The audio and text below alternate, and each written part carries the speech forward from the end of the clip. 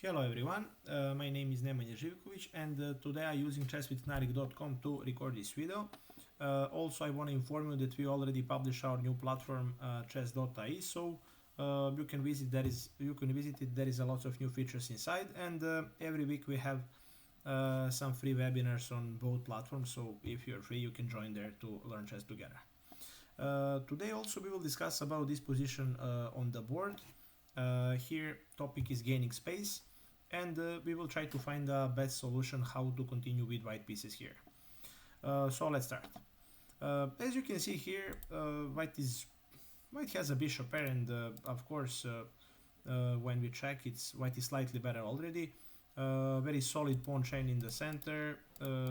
We grab a lot of space in the middle. Also our king is very safe. He has some problems with the pawn structure.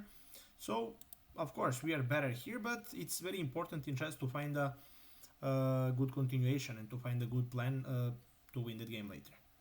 So okay, first of all we will check this position queen to c2, because we have few moves, and of course we are better, but later we will check best option here. So queen c2. Of course queen c2 is very solid idea. What's the point behind this move? We want to put a lot of pressure on c7 pawn, because c7 pawn is a weakness in his position, and if we put a lot of pressure on c7, it should be very difficult for him to activate this rook from a7. That rook is almost trapped there, and he must always control that pawn, otherwise we can triple our pieces, and we can just later collect the pawn. So rook to c1, and we have a lot of pressure there. Of course we have to think also about king side of the board, because in this type of positions, when they have this fianchetto bishop, and this is some type of King's Indian structure, usually they try to grab more space on the king side of the board and to open up position there, especially if we exchange later to open up this dark square bishop, and black will have normal position. So of course queen c2 is very natural and solid idea, and after this move, let's say they have to play a rook here, rook goes to c1, rook to e7, and they control that pawn, and in the future we will try to find the better options how to improve our bishops, because let's say our light square bishop is not as strong right now on g2, and we will try to find better diagonals. So queen c2 is of course correct move, but best move here is a4, h4, sorry. I will show you also that one. After h4 we have one very nice idea in this position. So h4, what's the point behind this move? First of all, black has a dark square bishop, and when we push h4 we would like to play h5. Why h5? Because let's say if they play something right now, just to explain you what's the point. If they capture that pawn, queen takes, and of course right now he has very big problems with these light squares around his king. Also if they wait, we can just improve our bishop, or later we can just collect this pawn, and after exchange we can put our bishop on e6. Position will be slightly better for us, or maybe queen to g4.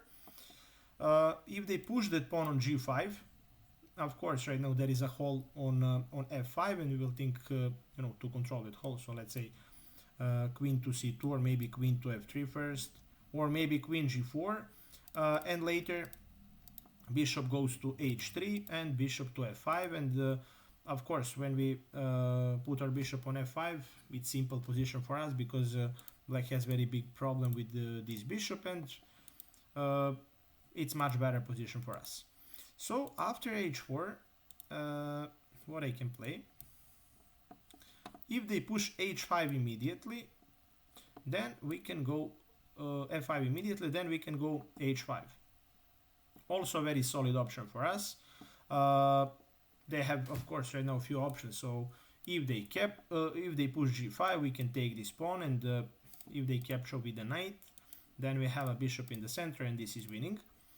If they play something like this, of course right now much better position for us. We can capture this pawn, queen takes h5, and his king side is very weak. We have a bishop pair, and also his light squares are very bad. He will suffer on the light squares there. Also if they capture our pawn here in the center, we can take g pawn, and after let's say king takes, bishop capture in the center. He cannot capture our bishop because king is pinned, and also this is winning. There is a maybe. Yeah, this is mate immediately. Or no, he can play something, but yeah, it's very simple for us. So he must play h5 in that position after our h4. Only good move for him is h5. And right now, after h5, we will think about that to improve our bishop. So let's say dark square bishop, it's very solid piece, but it's much better on g5 to put some pressure on queen. After queen here, once again, if they play f6, later we can use this long diagonal for our light square bishop. And right now, very important move for us is king to h2. As I told you, our light square bishop is not perfect here. Much better diagonal is bishop to h3 to put a lot of pressure there. And after, when we improve our bishop there, also always if they try to play f5, we can exchange once, and pawn to h5 will be very big weakness. Right now, no matter what I play, so let's say maybe rook in a game or something like that, bishop h3 is coming, queen to c2, and maybe rook to c1.